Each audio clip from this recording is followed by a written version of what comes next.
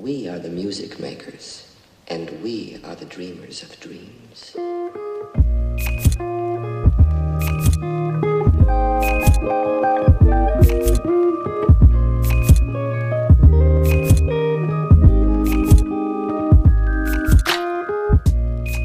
So let's talk a little bit about the comics. So yeah, your What If X-Men book felt less like a what if and more like an Elseworld style story, if that makes sense. Because a lot of times with the what if, it's like, you know, what if Doctor Strange was actually Peter Quill? How did you decide upon your story as compared to what they usually do? Oh yeah, that's like the cyberpunk Magneto joint, right? Yeah.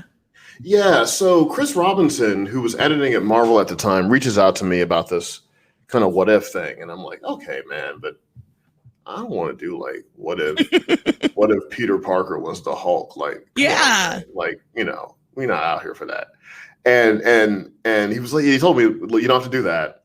You know, what would you like to do? And I think I was just reading a lot of manga at the time. You know, I go on like phases, right? So I think I was really deep into Tsutomu Nihei at the time, and I was reading the hell out of Biomega and Blame, and just kind of had this sort of stuff on the mind. And the first thing that came to me was Dazzler as like a William Gibson Iduru pop star in the cyberpunk future. Yeah, like that hit me first.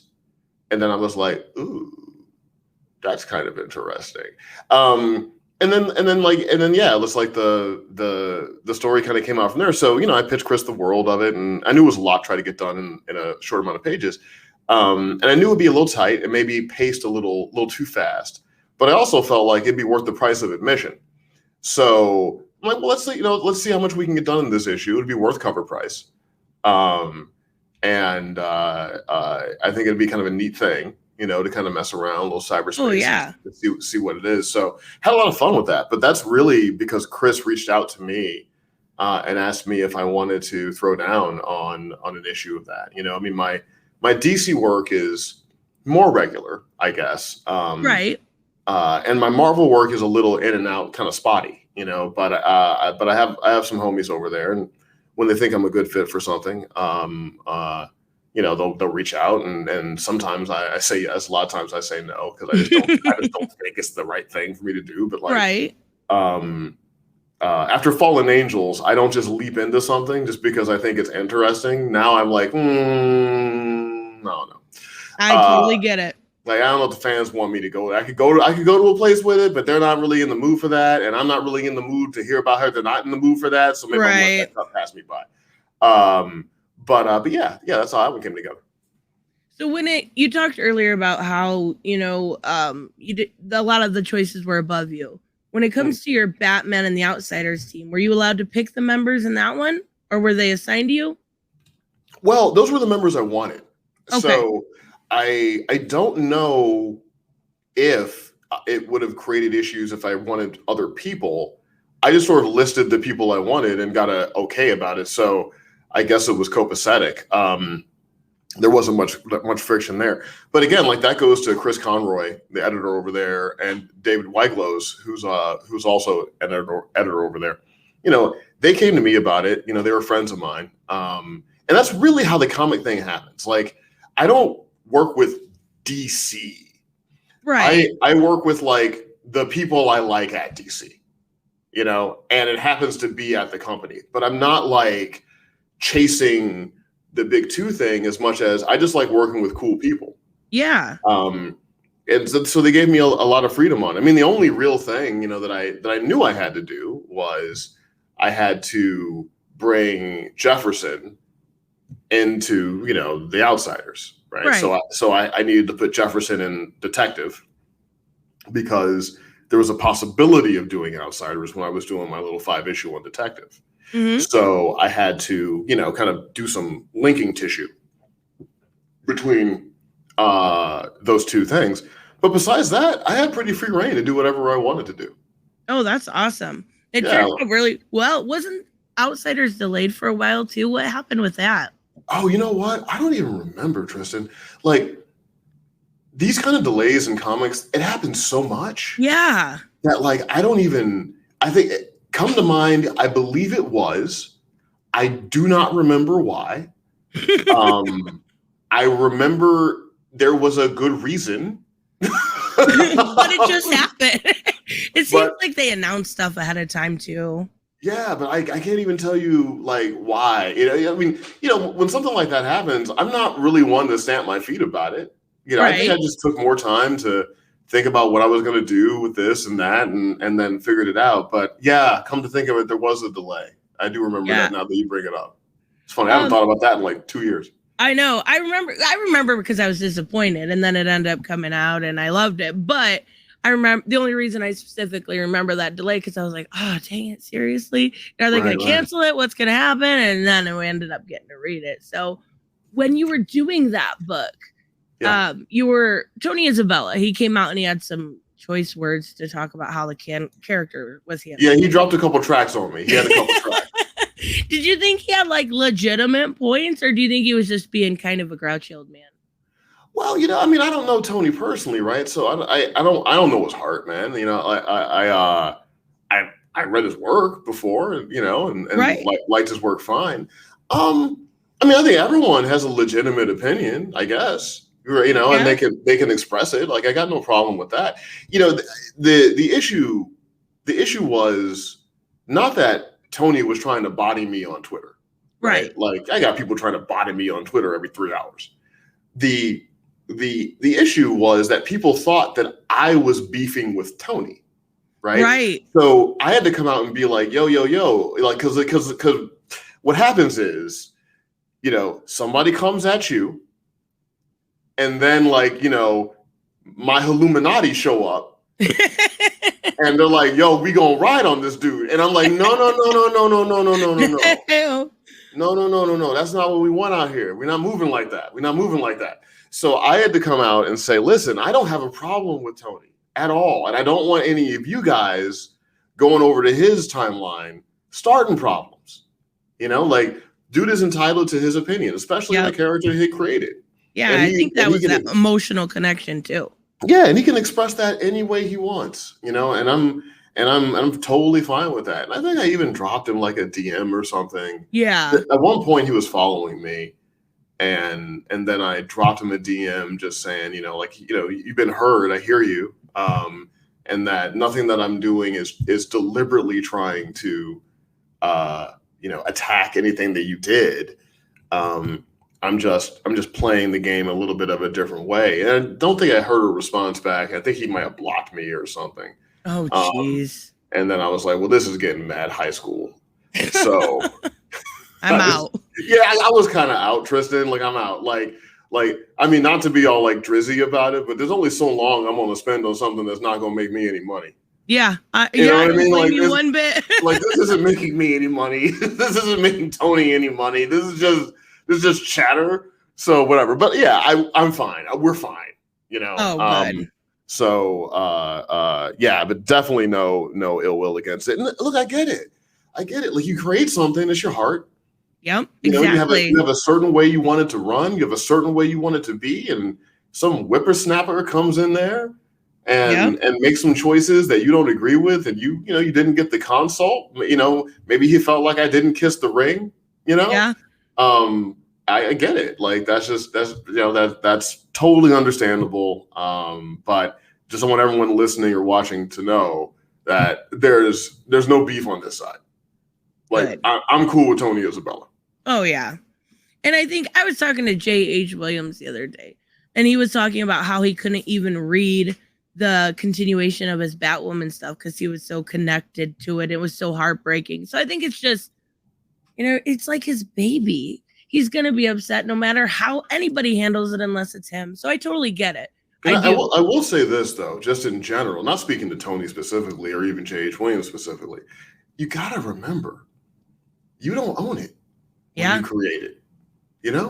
Like, you're working on something that somebody else owns. And maybe you created it and they have it now. But once they have it, they got it. They can do whatever they want with it. Yeah. So, and that's the bargain you get into, to get that little logo on the cover of your book, to get that book in all those stores that may not carry the independent book. to get mentioned in all of those sentences with those Yep. other characters like Superman, Batman, Wonder Woman. Well, part of that is you give up that ownership and that control. You know, like you're now working on their character, hopefully in your way. And Yep. it's not insidious, but that's the game. Yep. And I think that's why we see a little bit when it comes to like the Substack stuff and people making their own, but they're not going to get the marketing with DC. Like you said, they're not going to get mentioned next to Superman. So it's a trade for trade. That's what it is. Like, it's like, again, it's like record label, stuff. Like you can go independent and do really well, and you'll have full control over your masters and everything. Yeah, exactly. If you sign to a record label, they're going to give you that signing bonus, but they're going to own your masters. Yep. So you can't be complaining 4 years later about how you're locked up in the thing. Well, you locked yourself up in it, though, because you didn't want to be out here moving CDs out of a trunk. You know what I mean? Like, I've seen those so many times. You'll be on some Russ where you're making like 11 albums before you have more than 2,000 Twitter followers, and then like you blow up on your 13th record. Like you didn't have that hustle, right? So yeah, like I'm sympathetic, but at the same time, as somebody who's in it, who goes through this a lot, you just can't take it personally. It's never personal. Yeah. It's just business. Exactly. What was it like expanding upon Duke Thomas for you? Oh, it was really interesting, right? Because I had so Scott is a friend, and I've reached out to him a couple times. Just when I was doing something, like even when I had an indie book out, I kind of asked him some questions. He's always given me time, and then when I started working for DC, he gave me time there. And Scott's just like a real dude. I dig him. And so I talked to Tony Patrick, and was like, okay, there's some things I want to kind of flex. And so what I wanted to do was I wanted to speak to the emotional consequence of going through things, especially when it comes to young men, and frankly, especially when it comes to young Black men. And I wanted a character. With Duke, I felt like there was a good space. Oh yeah. To show that, like, when you go through an experience, it can stay with you, and you have to wrestle with that a little bit. And it seemed like it could deepen the relationship between him and Cassandra, because I see them in like a brother-sister capacity in that story, right? And what to me is beautiful about Cassandra Cain is there is nothing you can tell her about yourself that will make her flinch and run away from you. Yeah. Like I don't know if you have somebody like that in your life, but I got a couple of people like that in my life who've just been through things. Right. And because they've been through things, come on the other side of it, I can tell them whatever. I can tell them the darkest impulse I might have, and they're not going to leave the table. They're not going to get uncomfortable. They're going to engage me on it. Right. They're going to talk me through it because they understand where it is. And when you have somebody like that in your life, it's a gift. Right.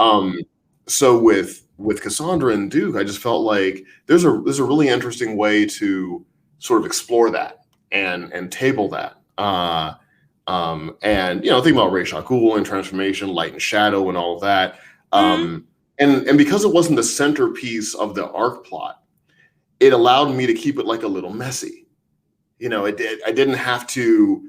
These are the beats of all of this stuff, and this is what this means. Yes. And 2 + 2 = 4. Like I didn't have to do it like that. Like I could kind of make it a little rough, like a little indie, and another writer could come in and capitalize on it. Another writer could come in and forget it ever happened. Cool. But what's great about this stuff is even if somebody comes in after you on like corporate comics, right, and doesn't really engage what you did, the great thing is it's still in there. Yeah. So then, like, someone else can come in years later and be like, yo, remember that thing that happened in Outsiders? Anything ever happen with that? Oh, well, someone did a little bit. Oh, well, I want to go back there. I want to, do like a robust thing, right? So there's so many things that like a little thing happened in a book once, and then like Grant Morrison, was like, ooh, I love that. I'm going to build a whole thing around it. Right. Exactly. So yeah, and so for me, it was just an opportunity to give Duke a little more dimension. And just give I think about a character like a mansion, right? And so you have Batman, who has a lot of open doors in his mansion where people have left many, many things. Right. Duke, being so new, has a smaller mansion, right? Or if he is in a large mansion, some of the doors are closed. Yeah. So I wanted to open up some doors of possibility for both fans and creatives. I mean, my number one goal on anything that I do that is like, you know, big two, what have you, is I want to leave the house better than I found it, if possible. You know, That's a perfect way to look at it. You know, I want there to be more for people to play with, right? So, so if you look at like even like Fallen Angels, like where like, you know, half the people were trying to bottom you over it, and like half the people kind of dug it, you know, all that. Zeb has done some really interesting things with some of the seeds I planted there. Yeah. And it wasn't like I told Zeb to do anything. You know, I was just like, hey man, you know, awesome, good luck. I'm here if you need me, you know, like, you know. But Zeb, you know, he found some kind of cool ways to kind of do this and do that, right? Yeah. And stuff I hadn't even really thought about. And so that's really exciting to kind of see. And, you know, it's always rewarding to me that another creative found something interesting in a choice I made, you know. Oh, like yeah, I bet. That's like the victory, right? So what I try to do is open possibilities with my big two work rather than closing them down.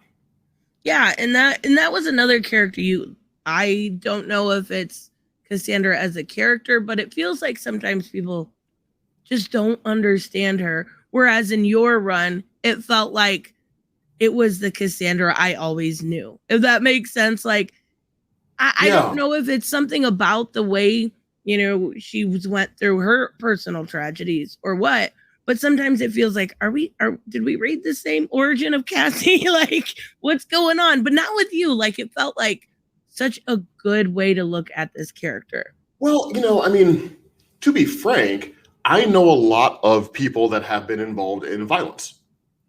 And I think because I know people in the real world who have been involved in levels of violence, whether we're talking like military people who came back different, still struggling, talking about, you know, I know some people that got locked up, you know, for some things they did. I know some people that probably need to get locked up, you know, you know what I mean? Like, you know, I am from St. Louis. So I think because I have just a at the table understanding of that stuff. Right. I also know that there's just because you've been through something terrible doesn't mean that you can't enjoy a piece of birthday cake. Doesn't mean you can't tell a joke, you know? Exactly. And I think so many times in life, especially with women, we tend to say, ooh, okay, woman who's been through trauma, so every day is going to be brooding. Yeah. Every day is about her just not feeling broken that day, right? That's where fiction goes, you know? Yeah. And I've made that mistake in work before with good intentions. I just not right, you know? And so with Cassandra, she just has all these different colors in a rainbow. And I wanted to explore that stuff in a realistic way, what felt like psychologically realistic if in a world of fantasy. But she's like like a lot of master athletes. She has a place where she can go where everything else but the opponent goes away. Yeah. You know? I love that about her. Yeah, like you see that in like it's that killer instinct. It's like, you know, it's LeBron on the way to the bucket, right? Like you just, you know what I mean? Like you're not going to get in the way of that. You're just not getting in the way of that, you know?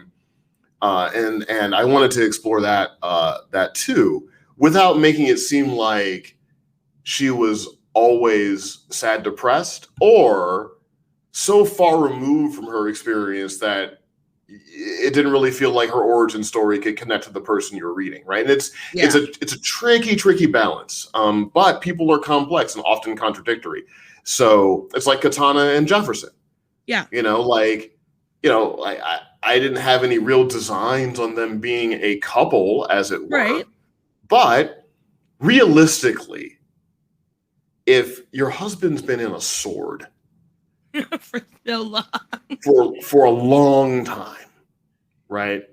You're gonna get lonely. You might get lonely. Occasionally, you're gonna listen to some Drake. You know, Yep. like occasionally it's just you're just gonna feel a pull. And you know, and Jefferson is a fish out of water, you know, and Katana was really holding him down, Yep. you know, in that group like that. And them looking the way they look, probably gonna be a little bit of a spark. Doesn't mean anything has to happen. Doesn't mean anything has to happen.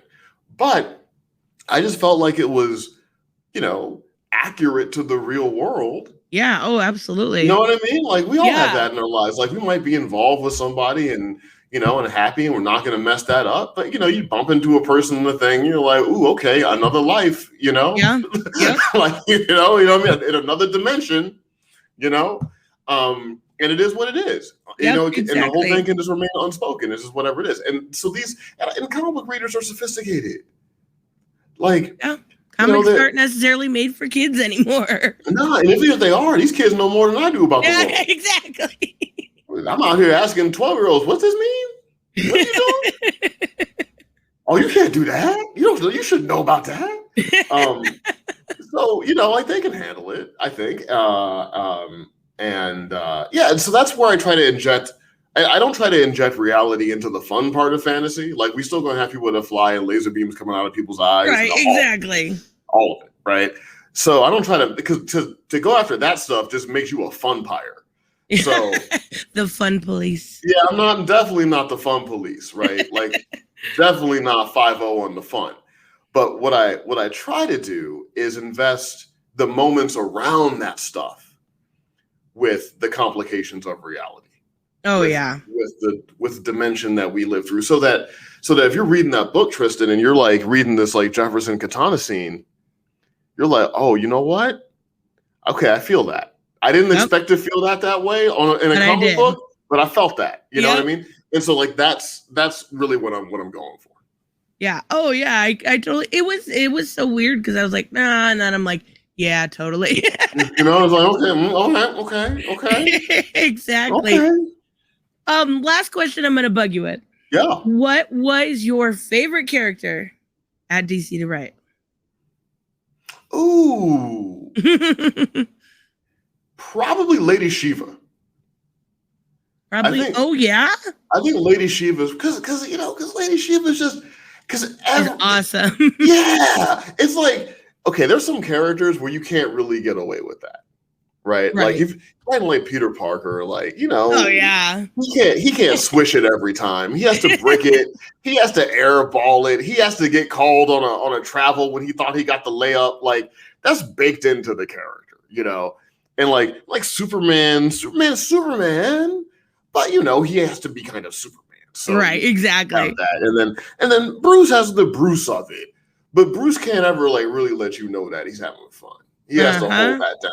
Right. He has to talk to the wall about that. Like he can't let anyone really see it. Yep. But like Lady Shiva can just come in and just eat up panels and scenery and just be awesome. And then, you know, the way like Miguel would draw her and then when Dexter came in, you know, would do his thing, you know, and you just see like this Dexter Soy Lady Shiva art, and you're just like, she's spitting bars this issue, you know, and you just go in and make the bars. So in terms of like the raw fun of it, she was a lot of fun, but it's also because the book wasn't about her, right? Right. So it's what I call like the Boba Fett rule, right? Mm-hmm. Like we all think we want a lot of Boba Fett, and maybe we do. But if you make a show about Boba Fett, then he can't really be Boba Fett in his own show. Then you have to have another character who kind of has the Boba Fett energy, because Boba Fett being the lead, he now becomes a real guy. Right, exactly. Right? It's sort of like, I think it was the tricky part with Snake Eyes, right? Because like you can make a movie about Snake Eyes. Oh, yeah. And it sounds dope. You read, you're going to go through this and you're going to do that and Storm Shadow. But the problem is, the tricky part is, the more time you spend with Snake Eyes, the less he feels like Snake Eyes. Yep. Right? So, like certain characters are the most fun when the story isn't about them. Yep. Because then they can just kind of come in like on the hook, you know? And you're like, okay, yeah, like Now, I don't know if I'm going to respond the same way to an entire T-Pain album, but like, I don't know how much I'm going to listen to 35 minutes of T-Pain. You know, no offense, T-Pizzle, like you're really talented, but you know, but I'll take him on a hook though. Yeah, absolutely. You know, same way I feel about like Rick Ross. Like, I don't know if Bryan is going to just fire up a Rick Ross record and just listen straight 1 to 12 tracks of Rick Ross. Right. You know, that's a lot of, you know, but I love it when he shows up on a verse, you know, and then you get that Rick Ross feature, and that gets me in the pocket, right? So it's the same way with certain characters. Like certain characters, just a lot of fun when they come in and they can kind of just, you know, you can hit the peaks, you know, with them. Not that I wouldn't be interested in doing a Lady Shiva standalone like miniseries. I think I very much would be, but that would be a different experience. That would be, now I'm bringing more dimension to her than I have before. So it would be fun, but a different kind of fun than, you know, this Lady Shiva stunting in an overcoat, breaking hearts and then breaking legs. Exactly. It would be opening doors this time instead of breaking legs. Yeah.